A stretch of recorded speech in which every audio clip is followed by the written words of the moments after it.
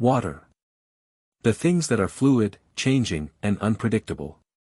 Rumi, Konya, October 15, 1244. Bright and plump, the gorgeous full moon resembled a massive pearl hanging in the sky. I got up from the bed and looked out the window into the courtyard, awash in moonlight. Even seeing such beauty, however, did not suit the pounding of my heart or the trembling of my hands. "Effendi, you look pale. Did you have the same dream again?" whispered my wife. "Shall I bring you a glass of water?" I told her not to worry and to go back to sleep. There was nothing she could do. Our dreams were part of our destiny, and they would run their course as God willed it.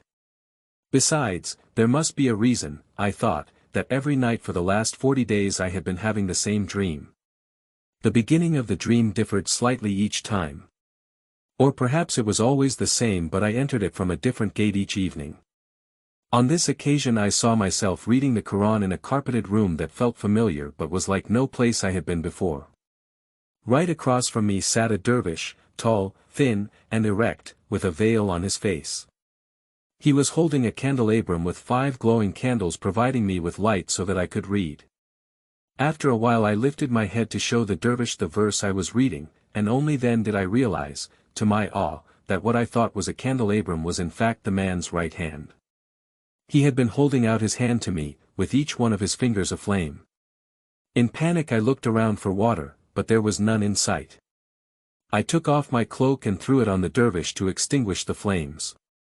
But when I lifted the cloak, he had vanished, leaving only a burning candle behind. From this point onward, it was always the same dream. I started to look for him in the house, searching every nook and cranny. Next I ran into the courtyard, where the roses had blossomed in a sea of bright yellow. I called out left and right, but the man was nowhere to be seen. "Come back, beloved. Where are you?" Finally, as if led by an ominous intuition, I approached the well and peered down at the dark waters churning below. At first I couldn't see anything, but in a little while the moon showered me in its glittering light and the courtyard acquired a rare luminosity. Only then did I notice a pair of black eyes staring up at me with unprecedented sorrow from the bottom of the well. "They killed him," somebody shouted. Perhaps it was me. Perhaps this was what my own voice would sound like in a state of infinite agony. And I screamed and screamed until my wife held me tight, drew me to her bosom, and asked softly, "Effendi, did you have the same dream again?" After Kara went back to sleep, I slipped into the courtyard. In that moment I had the impression that the dream was still with me, vivid and frightening. In the stillness of the night, the sight of the well sent a shiver down my spine, but I couldn't help sitting next to it. Listening to the night breeze rustle gently through the trees, I felt a sudden wave of sadness take hold of me, though I could never tell why. My life is complete and fulfilled, in that I have been blessed with the 3 things I hold most dear: knowledge, virtue, and the capability to help others find God. At age 38, I have been given by God more than I could ever have asked for. I have been trained as a preacher and a jurist and initiated into the science of divine intuition. This is the knowledge given to prophets, saints, and scholars in varying degrees. Guided by my late father, educated by the best teachers of our time, I have worked hard to deepen my awareness with the belief that this was the duty God had assigned me. My old master Syed Burhanuddin used to say I was one of God's beloved, since I was given the honorable task of delivering his message. For many years I have been teaching at the madrasa, discussing theology with other Sharia scholars. I instruct my disciples, study law and hadiths, and give sermons every Friday at the biggest mosque in town. I have long lost track of the number of students I have tutored. It is flattering to hear people praise my preaching skills and tell me how my words changed their lives at a time when they most needed guidance. I am blessed with a loving family, good friends, and loyal disciples. Never in my life have I suffered destitution or scarcity, although the loss of my first wife was devastating. I thought I would never get married again, but I did, and thanks to Kara I have experienced love and joy. Both of my sons are grown, although it never ceases to amaze me to see how different from each other they turned out to be. They are like 2 seeds that, though planted side by side in the same soil and nourished with the same sun and water, have blossomed into completely different plants. I am proud of them, just as I am proud of our adopted daughter, who has unique talents. I am a happy, satisfied man both in my private life and in the community. Why, then, do I feel this void inside me, growing deeper and wider with each passing day? It gnaws at my soul like a disease and accompanies me wherever I go, as quiet as a mouse and just as ravenous.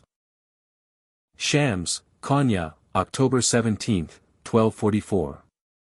Before passing through the gates of a town I've never visited, I take a minute to salute its saints, the dead and the living, the known and the hidden.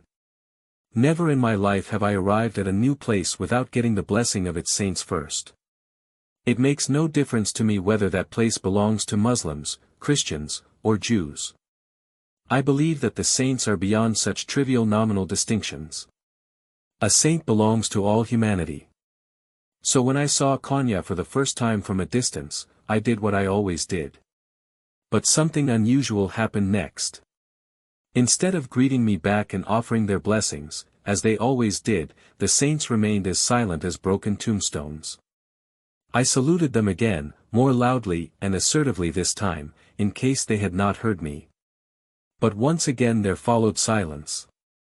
I realized that the saints had heard me, all right. They just weren't giving me their blessing. Tell me what's wrong. I asked the wind so that it would carry my words to the saints far and wide. In a little while, the wind returned with an answer. O dervish, in this city you'll find only two extremes, and nothing in between. Either pure love or pure hatred. We are warning you. Enter at your own risk. In that case there is no need to worry, I said. As long as I can encounter pure love, that'll be enough for me. Upon hearing that, the saints of Konya gave me their blessing. But I didn't want to enter the city just yet. I sat down under an oak tree, and as my horse munched on the sparse grass around, I looked at the city looming in the distance. The minarets of Konya glistened in the sun like shards of glass. Every now and then, I heard dogs barking, donkeys braying, children laughing, and vendors yelling at the top of their lungs, ordinary sounds of a city throbbing with life. What kinds of joys and sorrows, I wondered, were being lived at this moment behind closed doors and latticed windows? Being used to an itinerant life, I found it slightly unnerving to have to settle in a city, but I recalled another fundamental rule: try not to resist the changes that come your way. Instead, let life live through you. And do not worry that your life is turning upside down. How do you know that the side you are used to is better than the one to come? A friendly voice yanked me out of my reverie. Selamun alaikum, dervish. When I turned around, I saw an olive-skinned, brawny peasant with a drooping mustache. He was riding a cart pulled by an ox so skinny that the poor thing looked as if it could at any moment breathe its last. Alaikum salam, may God bless you. I called out. Why are you sitting here on your own? If you are tired of riding that horse of yours, I could give you a lift. I smiled. Thanks, but I think I could go faster on foot than with your ox. Don't sell my ox short, the peasant said, sounding offended. He might be old and frail, but he's still my best friend. Put in my place by these words, I jumped to my feet and bowed before the peasant. How could I, a minor element in God's vast circle of creation, belittle another element in the circle, be it an animal or a human being? I apologize to you and your ox, I said. Please forgive me. A shadow of disbelief crossed the peasant's face. He stood deadpan for a moment, weighing whether I was mocking him or not. Nobody ever does that, he said when he spoke again, flashing me a warm smile. You mean apologize to your ox? Well, that, too. But I was thinking nobody ever apologizes to me. It's usually the other way round. I am the one who says sorry all the time. Even when people do me wrong, I apologize to them. I was touched to hear that. The Quran tells us each and every one of us was made in the best of molds. It's one of the rules, I said softly. What rule? He asked. God is busy with the completion of your work, both outwardly and inwardly. He is fully occupied with you. Every human being is a work in progress that is slowly but inexorably moving toward perfection. We are each an unfinished work of art, both waiting and striving to be completed. God deals with each of us separately because humanity is a fine art of skilled penmanship where every single dot is equally important for the entire picture. Are you here for the sermon, too? The peasant asked with a renewed interest. It looks like it's going to be very crowded. He is a remarkable man. My heart skipped a beat as I realized whom he was talking about. Tell me, what is so special about Rumi's sermons? The peasant fell quiet and squinted into the vast horizon for a while. His mind seemed to be everywhere and nowhere. Then he said, I come from a village that has had its share of hardships. First the famine, then the Mongols. They burned and plundered every village in their way. But what they did in the big cities was even worse. They captured Erzurum, Sivas, and Kayseri and massacred the entire male population, taking the women with them. I myself have not lost a loved one or my house. But I did lose something. I lost my joy. What's that got to do with Rumi? I asked. Dropping his gaze back to his ox, the peasant murmured tonelessly, everyone says if you listen to Rumi preach, your sadness will be cured. Personally, I didn't think there was anything wrong with sadness. Just the opposite, hypocrisy made people happy, and truth made them sad. But I didn't tell this to the peasant.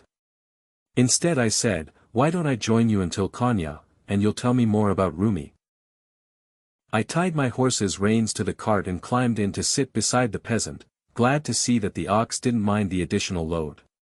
One way or the other, it walked the same excruciatingly slow walk. The peasant offered me bread and goat cheese. We ate as we talked. In this state, while the sun blazed in an indigo sky, and under the watchful eyes of the town saints, I entered Konya. Take good care, my friend, I said as I jumped off the cart and loosened the reins of my horse. Make sure you come to the sermon, the peasant yelled expectantly. I nodded as I waved goodbye. Inshallah. Although I was eager to listen to the sermon and dying to meet Rumi, I wanted to spend some time in the city first. I wanted to learn what the townspeople thought about the great preacher. I wanted to see him through foreign eyes, kind and unkind, loving and unloving, before I looked on him with my own. Hassan the Beggar, Konya, October 17, 1244. I had been begging for so long that I couldn't remember how it had all started. Perhaps I wasn't even born a beggar. Perhaps there was a time when I was as proud as the next man, believing that I would never stoop to asking for help. But pride is a luxury most men cannot afford for long. I don't remember how or when, but at some point in life, pride left me. Now I was a beggar, and I was fine with that. Every morning I went to the same spot near the western gate of Konya, a bustling street where the smell of fresh bread from bakeries mingled with the stench of horse manure. People passed by in a hurry, farmers, merchants, soldiers, and dervishes. Some gave me bread or coins, others turned their faces away as if I didn't exist. But that was fine, too. You see, I had learned that in begging, like in life, you never get everything you want, but you always get enough to keep going. What more could a man ask for? That morning, however, something strange happened. I saw a tall man in a dark robe walking toward me. His eyes were sharp like lightning, yet full of peace, like a lake before dawn. When he reached me, he stopped, looking at me in a way no one ever had. He didn't look down at me with pity or disgust. He looked into me, as if he could see the ruins of my soul and still call it beautiful. My heart trembled. Peace be upon you, he said softly. Alaikum salam, I managed to reply, surprised that my voice even worked. Tell me, brother, the man said, how do the people of this city treat strangers? I shrugged. Like anywhere else.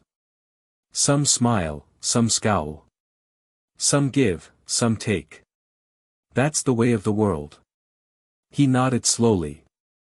And what do they say about Rumi? At the mention of that name, I smiled despite myself. Ah, Rumi. The preacher, the scholar, the saint.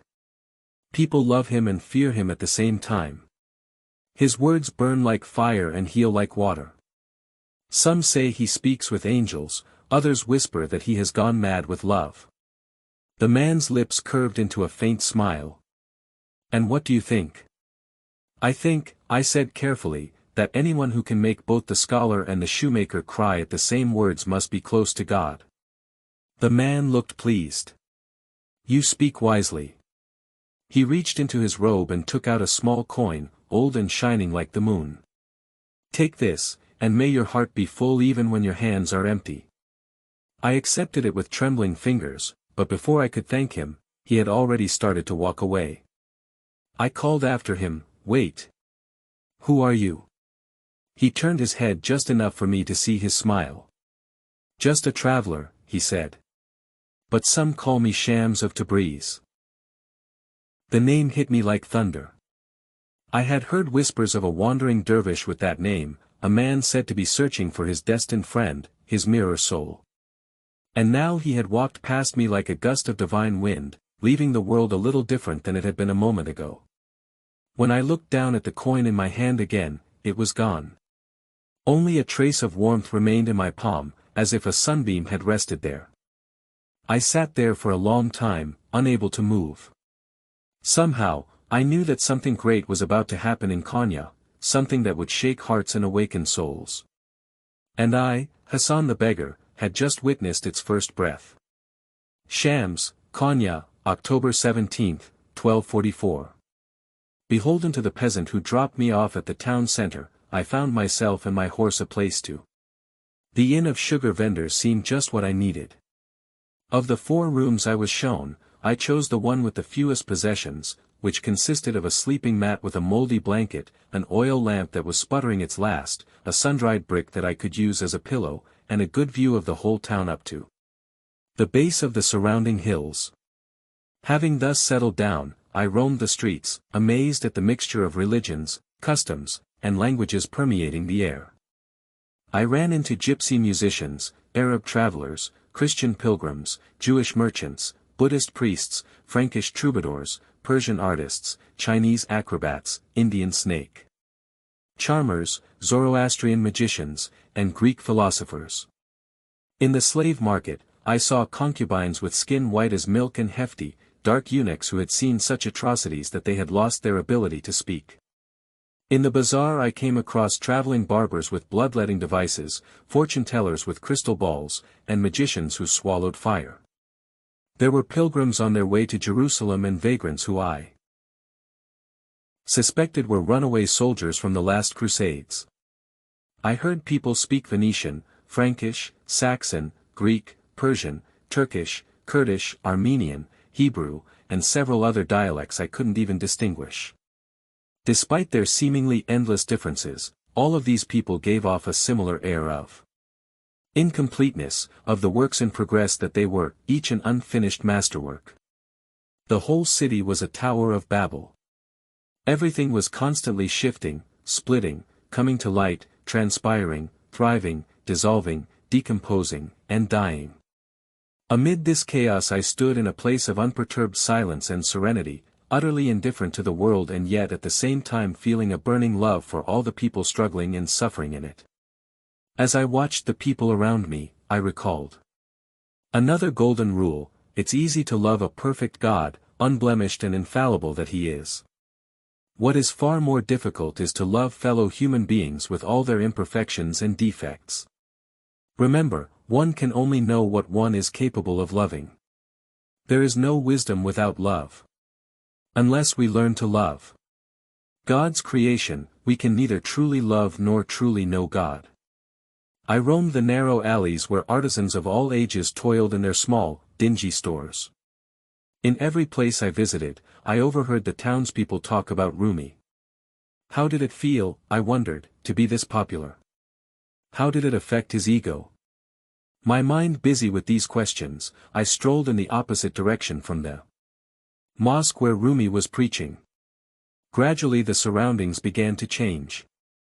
As I moved northward, the houses became more dilapidated, the garden walls falling down, and the children more raucous and unruly. The smells changed, too, getting heavier, more garlicky and spicy. Finally I stepped into a street where three odors loomed in the air: sweat, perfume, and lust. I had reached the seamy side of town. There was a ramshackle house atop the steep cobbled street, the walls supported by bamboo pillars, the roof of thatched grass. In front of the house, a group of women sat chatting. When they saw me approach, they eyed me curiously, looking half amused. Beside them was a garden with roses of every color and shade imaginable and the most amazing smell. I wondered who tended to them. I didn't have to wait too long to learn the answer. No sooner had I reached the garden than the entrance door of the house was flung open and a woman dashed out. She was heavy-jowled, tall, and enormously fat. When she squinted, the way she did now, her eyes were lost in rolls of flesh. She had a thin, dark mustache and thick sideburns. It took me a while to comprehend that she was both man and woman. "What do you want?" the hermaphrodite asked suspiciously. Her face was in constant flux. One moment it looked like the face of a woman, then the tide came back, replacing it with the face of a man. I introduced myself and asked her name, but she ignored my question. "This is no place for you," she said, waving her hands as if I were a fly she'd like to chase away. "Why not? Don't you see this place is a brothel? Don't you dervishes take an oath to stay away from lust?